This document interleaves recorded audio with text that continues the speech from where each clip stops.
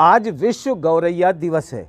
वो गौरैया जो हमारे आंगन में चहकती थी और उसके चहकने से जो हम लोग जो छोटे छोटे बच्चे थे वो अपने आंगन में उस समय उन लोगों ने देखा होगा। हमने तो अपने बचपन में देखा था, लेकिन आज के बचपन के बहुत से ऐसे लोग हैं जो गौरैया नहीं देख रहे हैं, क्योंकि गौरैया ख़त्म होने के कगार पर आ गई है और उसे संरक्षण करने की ज़रूरत है। कुछ ऐसे लोग हैं जो गौरैया संरक्षण में लगे हुए हैं, पूरे जी जान से लगे हुए हैं। आज हम एक ऐसी ही छत पर आए हैं जहां जो लोग गौरैया संरक्षण को बचाने के लिए व्यग्र हैं। सिर्फ बचा ही नहीं रहे हैं बल्कि उसके लिए बेचैन हैं और व्यग्र हैं। और इसी व्यग्रता को लेकर के, गौरैया बचाने को लेकर के एक शब्द निकला व्यग्र, जिससे कि एक फाउंडेशन का जन्म हुआ जिसे कहा गया व्यग्र फाउंडेशन, जो सिर्फ गौरैया के लिए काम करती है। हम उस छत पर हैं। अगर हम यहाँ आपको दिखाएं तो गौरैया दिवस के दिन इन्होंने जो गौरैया को जो सबसे प्रिय खाना होता है ककुनी और बाजरा, उसके ज़रिए इन्होंने ये लिख करके एक संदेश देने की कोशिश की है कि सेव स्पैरो, यानी गौरैया को बचाओ। इस जगह पर बहुत सी आपको चहकती हुई गौरैया इनके घरों में दिख जाएगी। ये पूरा छत जो है वो गौरैया के लिए समर्पित है, यहाँ पर आपको दिखेगा।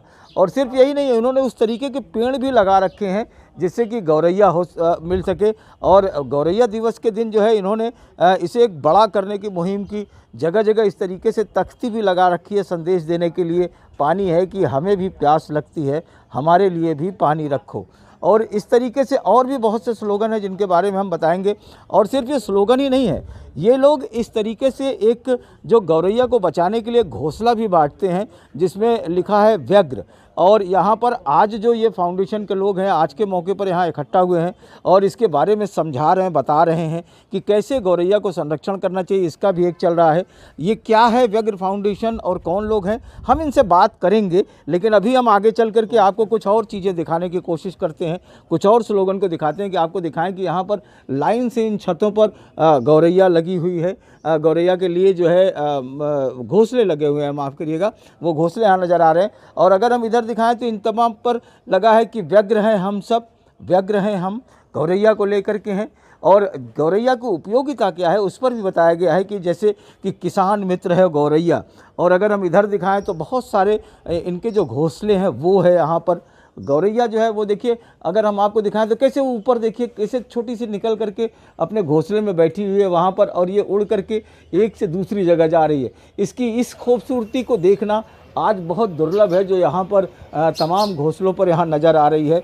और नीचे इसको यहाँ पर उनके लिए घोंसले बनाए गए हैं। गौरैया मोटा अनाज खाती है, आज मिलेट्स की बात हो रही है, तो यहाँ पर इन्होंने लिखा है कि हम मोटा अनाज भी खाते हैं। एक संदेश इन्होंने यहाँ भी देने का प्रयास किया।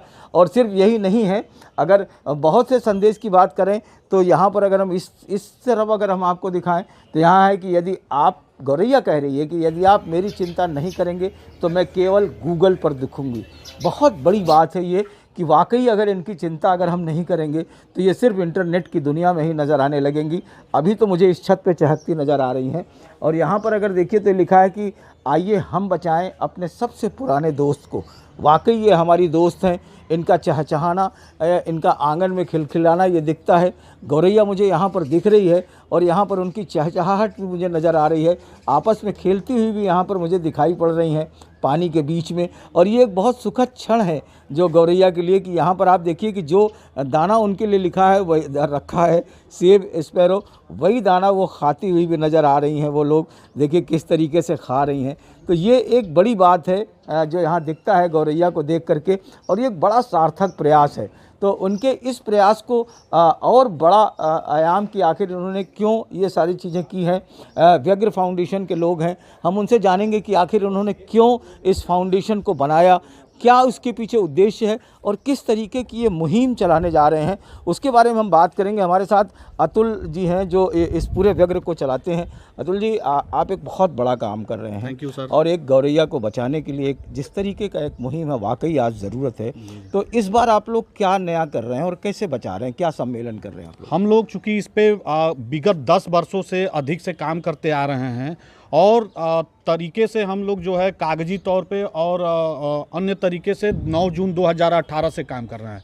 जिसमें हम देश के विभिन्न शहरों में हमारे फाउंडेशन के साथी, आप देख सकते हैं ये काष्ठ निर्मित घोंसला, हम लोग इसको इसी तरीके से बनवाते हैं कि जिसमें गौरैया के अलावा कोई अन्य चिड़िया न जा पाए।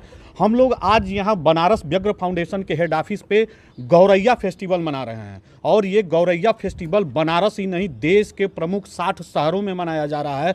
यानी कि हमारे फाउंडेशन के साथी वहाँ जाके गौरैया संरक्षण की लोगों से अपील करते हैं अपने अपने तरीके से।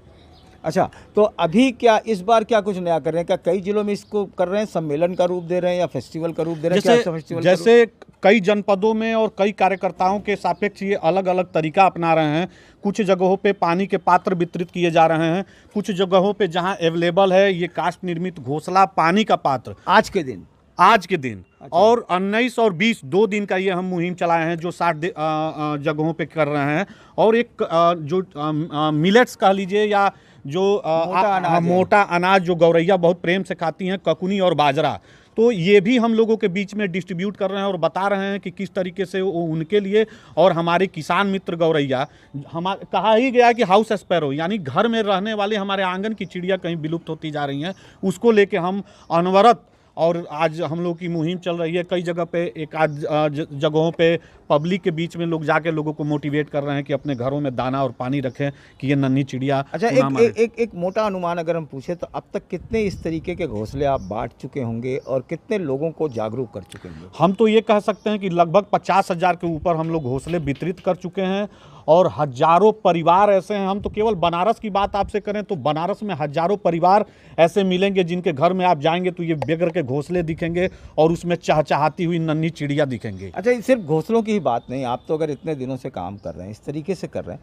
तो इन चिड़ियों के लिए आमतौर पर मैं अपने घर में मैंने लगाने की कोशिश की या चिड़िया बुलाने की कोशिश की तो वो नहीं आई, तो उसके पीछे क्या लगता है? क्या कुछ ऐसे पेड़ भी लगाने चाहिए जो उनके रहने के लिए बहुत मुफीद होते हैं? क्या क्या रहता है? जैसे कि बोगनवेलिया एक ऐसा पौधा है जो कटीला होता है और काफ़ी घना होता है, जैसे कि उसमें कोई बड़ी चिड़िया या बड़ा जानवर नहीं जा सकता है।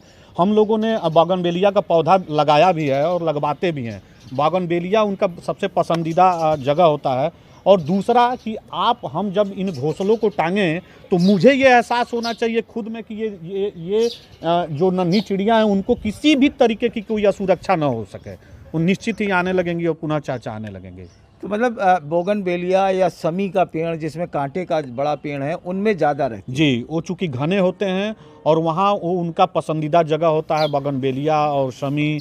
हम ये कह सकते हैं कि काफ़ी घने पौधे जो भी हैं वहाँ गौरैया अपने आप को सुरक्षित महसूस करती हैं, विशेष करके बोगनवेलिया पे। तो साफ है कि जिस तरीके से बता रहे हैं वो एक बड़ी पहल है जिस तरीके से इन्होंने किया है। और अगर हम यहाँ पर आपको दिखाएं कि इस जगह पर अगर हम जा कर के दिखाएं जहाँ पर लिखा है कि किसान मित्र गौरैया, ये अगर यहाँ पर ये है और ये सारी चीज़ें यहाँ पर लगाई गई हैं, चहचहाती गौरैया नज़र आती हैं, तो ये एक बड़ी मुहिम है। इसके लिए विशेष तौर पर ये घोंसला डिज़ाइन किया गया है और गौरैया को बचाने के लिए असल में देखा जाए तो सही मायनों में ये जो एक प्रयास है ये बहुत बड़ा प्रयास है, ये एक सार्थक प्रयास है जिसके जरिए गौरैया को बचाया जा सकता है और ये फ़र्ज हम सब का है।